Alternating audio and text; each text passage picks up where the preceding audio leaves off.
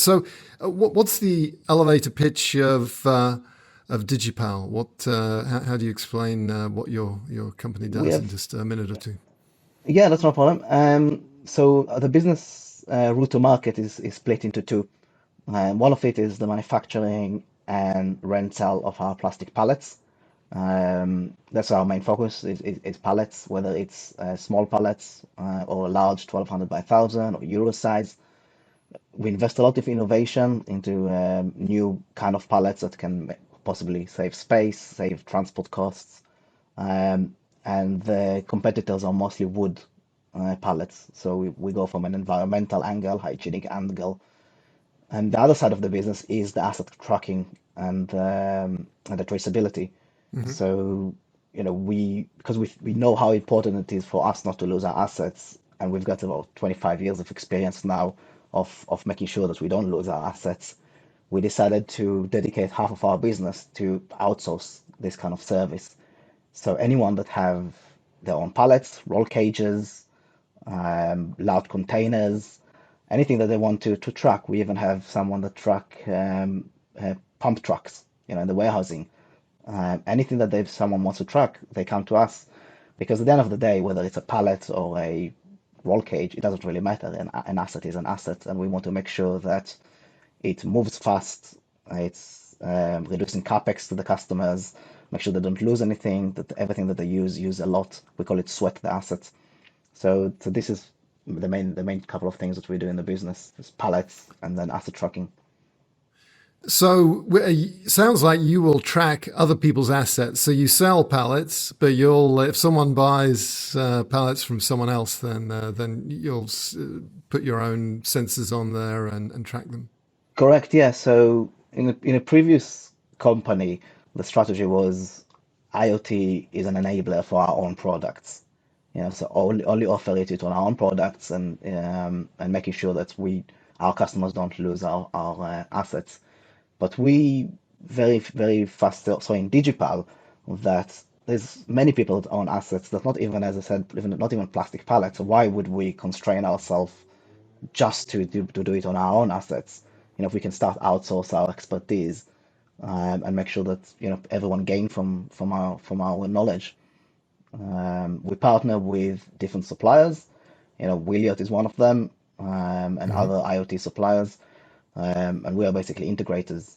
So, instead of the suppliers have to go and talk to 50 different customers, they go and talk to us, and then we talk to these customers. We integrate the hardware, we integrate the platform, take the data together, because a lot of the customers will have data coming from, not just from us, it could have data coming from telematics, which is tracking for trucks. It could be from EPOS systems, which is what's actually gets sold in the supermarket. So all of this data we take and we consolidate into one platform as well. So, are you what the industry calls a pooler of assets? Yeah, so definitely we're a plastic pooling company. That's what our little industry will classify us as. But we will take our expertise and outsource it as well. And so, if you're a pooler? I thought a pooler owned all of the assets that were being pooled, and you essentially operated it as a service. But if you're working on rolling cages, which you don't make, then how does that work? If you're So so we create the enclosure for the IoT device, or we purchase the Bluetooth tags if it's someone like Williot. Mhm. Um, and then we go to the customer and build with them how they're going to install it on the roll cage, how they're going to put the antennas, what do they need in the platform. We will do all of this because you need to remember that if someone owns a roll cage, and let's take, for example, a supermarket, for example, and they have their own roll cage. They are not a pooling company. They have roll cages. They know they need to move it between A to B, Mhm. but their expertise is not in the pooling aspect of the business. So we would rent them either the sensors or we just give them the service. Some customers want to buy the sensors or labels, and we will just give them an annual fee for the platform. Um, we're very, very much open to how we deal with our customers and what our commercial model is. We're not striking ourselves to just one just commercial model.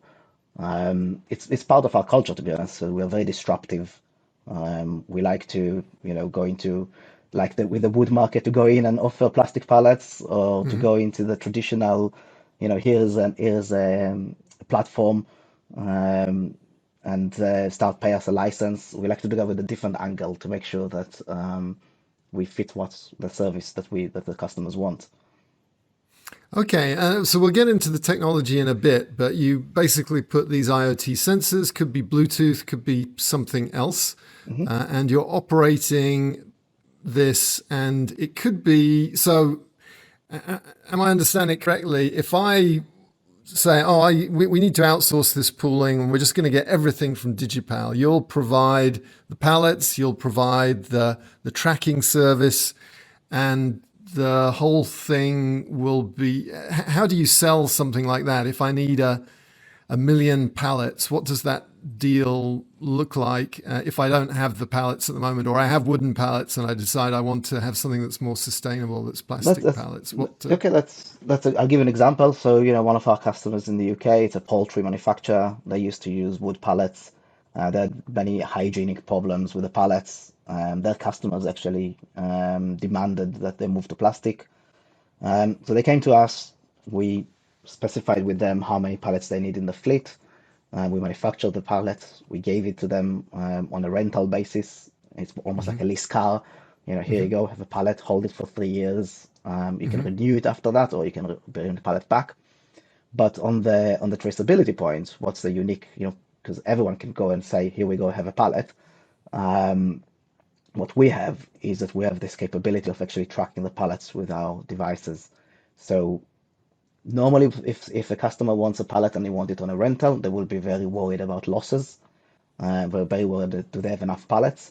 So we offer the option to actually track these pallets and make sure that they don't lose them.